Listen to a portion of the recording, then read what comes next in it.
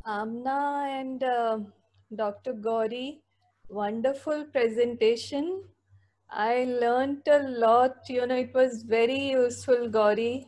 Wonderful to, see all the points which I'm sure will be useful to all of us. ये है कोविड-19 infection ने पूरे world को almost pause पे कर दिया है।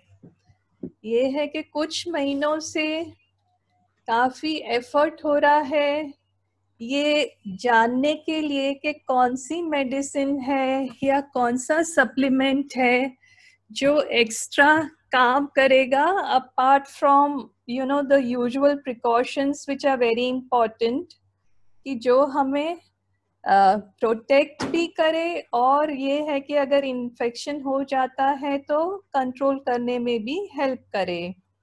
तो जैसे डॉक्टर गोयल ने बताया कि हाइड्रोक्सी क्लोरोक्विन पे बहुत एम्फेसिस रहा है, काफ़ी मेडिकल वर्कर्स ने और दूसरे फ्रंटलाइन वर्कर्स ने लिया है प्रिकॉशन के तौर पे हाइड्रोक्सी क्लोरोक्विन, हम लोग भी ले रहे हैं। और ये है कि हाइड्रोक्सी क्लोरोक्विन किस तरह एक्ट करता है, वो जिंक का मेटाबॉलिज्म बूस्ट करता है। तो फिर ये है कि अब हम जिंक पे फोकस कर रहे हैं और ये पता चल रहा है कि जिंक अपने आप में भी बहुत पावरफुल है कोरोना इन्फेक्शन के अगेंस्ट। तो आज हम उसके बारे में बात करते हैं।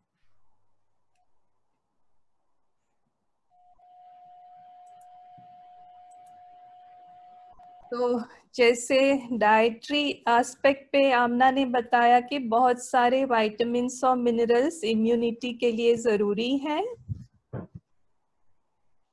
जिंक आयरन के बाद सबसे ज़्यादा एबेंडेंट क्वांटिटी में है हमारी बॉडी में।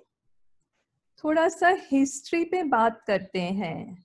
तो जब हम जिंक के बारे में पढ़ रहे थे तो पता चला कि केवल 50 साल में ही 50 इयर्स पहले मिडिल ईस्ट में नोटिस हुआ कि जिन लोगों में जिंक डेफिशिएंसी थी उनको बार बार इन्फेक्शंस हुए और बहुत अर्ली 25 साल की एज में उन लोगों की डेथ हो रही थी। तो तभी से हमें पता है कि जिंक इम्यूनिटी के लिए बहुत ज़रूरी है। और करीब 20% लोग all over the world deficient हैं जिंक में और ज़्यादातर डेवलपिंग कंट्रीज में। तो जैसे एशिया है, अफ्रीका है, यहाँ जिंक डेफिशिएंसी ज़्यादा है। क्यों ज़्यादा है? क्योंकि हम ग्रेन्स या सीरियल ज़्यादा खाते हैं, जैसे वीट है या राइस है, इन पे बहुत फोकस है। और इन ग्रेन्स में एक केमिकल है जिसे फाइटेट्स बोलते हैं। तो फाइटेट्स जिंक का एब्जॉर्प्शन रोक देता है। तो जिंक डेफिशिएंसी के क्या सिम्टम्स हैं? जिंक डेफिशिएंसी की वजह से काफ़ी चीज़ें बॉडी पे अफेक्ट हो सकती हैं। जैसे आपको टेस्ट का और स्मेल का सेंसेशन कम आ सकता है या ऑल्टर हो सकता है। क्रोनिक डायरिया भी हो सकता है जिंक डेफिशिएंसी की वजह से। वाइट स्पॉट्स हो सकते हैं नेल्स पे, या ये है क्या रिप्रोडक्टिव सिस्टम मेल्स में अफेक्ट हो सकता है। और लीन बॉडी मास, ये है कि मसल मास कम हो सकता है जिस पे हम लोग बहुत फोकस करते हैं और ज़्यादातर हम प्रोटीन्स पे ही ध्यान देते थे अभी तक मसल मास के लिए। तो जिंक का भी इम्पोर्टेंट रोल है मसल मास में। और हेयर फॉल के बारे में तो आप सभी जानते हैं कि जिन लोगों को हेयर फॉल होता है तो प्रोटीन, आयरन और जिंक, ये है कि हम जिंक टेस्ट भी करते हैं और जिन लोगों का ब्लड टेस्ट में जिंक कम है उनको हम एक्स्ट्रा सप्लीमेंटेशन भी दे रहे थे। अब ये है कि जिंक का एक्चुअली इम्यूनिटी पे क्या इफेक्ट है, उस पे बात करते हैं। तो ये है कि जिंक हर एक लेवल पे ब्लॉक करता है वायरस के इफेक्ट से। तो अगर आपकी इम्यूनिटी अच्छी है तो जैसे डॉक्टर गोयल ने बताया कि चांसेस आपको इन्फेक्शन के कम हो जाते हैं। उसके अलावा अगर इन्फेक्शन होता भी है तो ये है कि बॉडी में कुछ रिसेप्टर्स होते हैं जिस पे वायरस जाके अटैच हो जाता है। तो अगर आपका जिंक लेवल अच्छा है तो वो रिसेप्टर्स को जिंक ब्लॉक कर देता है, तो वायरस अटैक नहीं कर सकता। अगर वायरल अटैक हो भी गया तो वायरल रेप्लिकेशन को रोक देता है, तो वायरस मल्टीप्लाई नहीं करता, और ये है कि आपको जो इन्फेक्शन और इन्फेक्शन के सिम्टम्स आते हैं वो अवॉइड हो सकते हैं।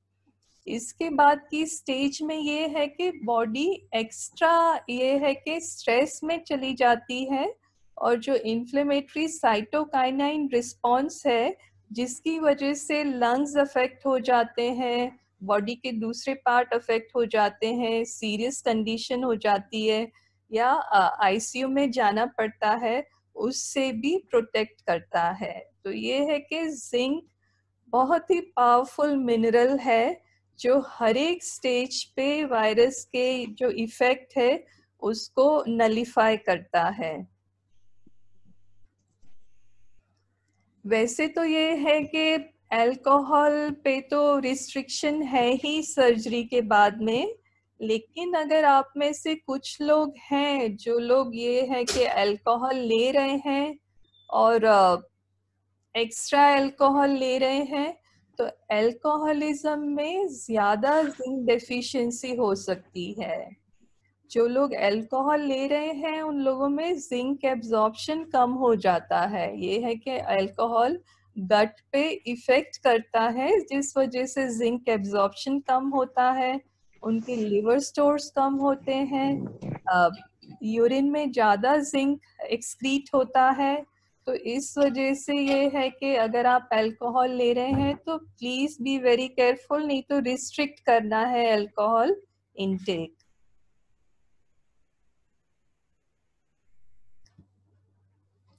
जिंक के काफी सारे फूड सोर्सेज हैं।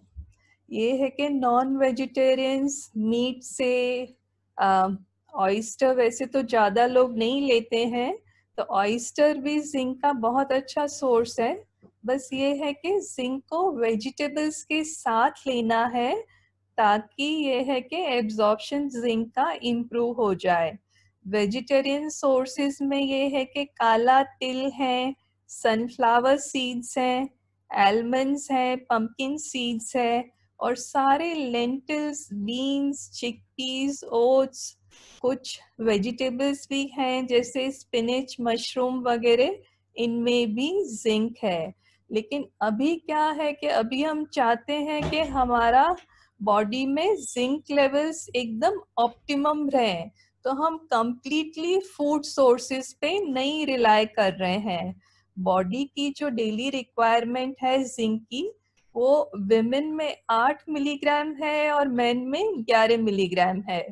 आप लोग सभी एक मल्टीविटामिन ले रहे हैं जिसमें नॉर्मल जो आरडीए है वो कवर्ड है, लेकिन अभी कोविड का जो सिनेरियो है उसमें ये माना गया है कि आपको preventive dose 50 milligram of elemental zinc हर एक कोई ले सकता है।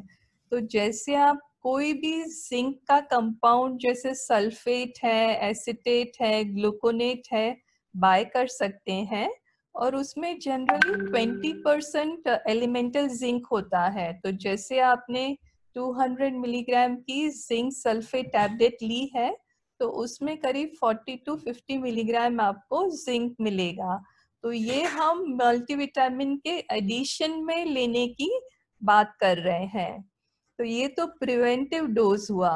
अगर आपको फ्लू के सिम्टम्स लग रहे हैं कि आपको फीवर है या कॉफ है, तो आप ये है कि ये डोज को बढ़ा सकते हैं।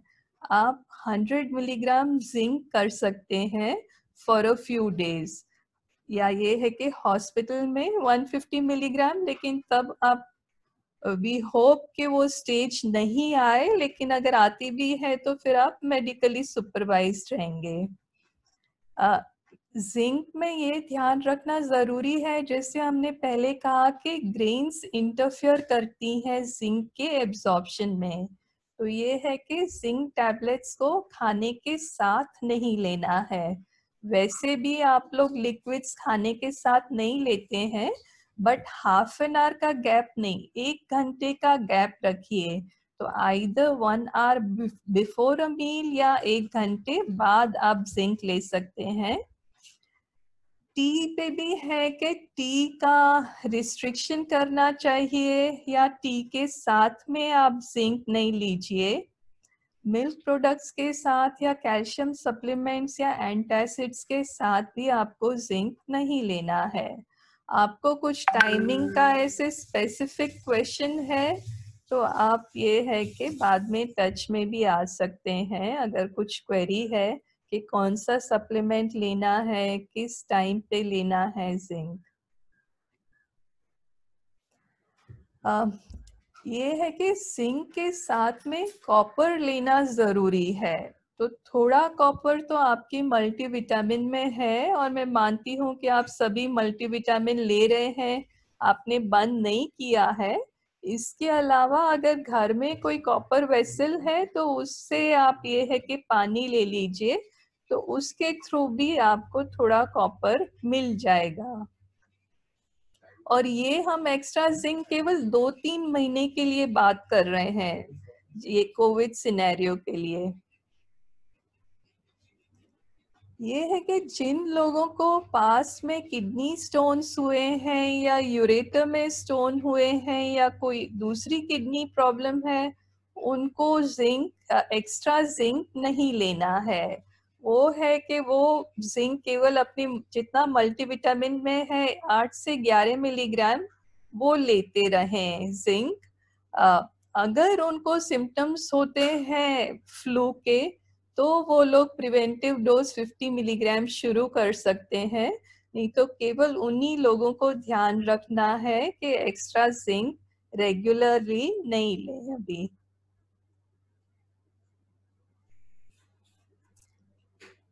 तो जिंक के अलावा विटामिन ए, विटामिन B6, ई और सिलेनियम जो इम्यूनिटी के लिए बहुत ज़रूरी है, वो आप अपने मल्टीविटामिन से ले रहे हैं।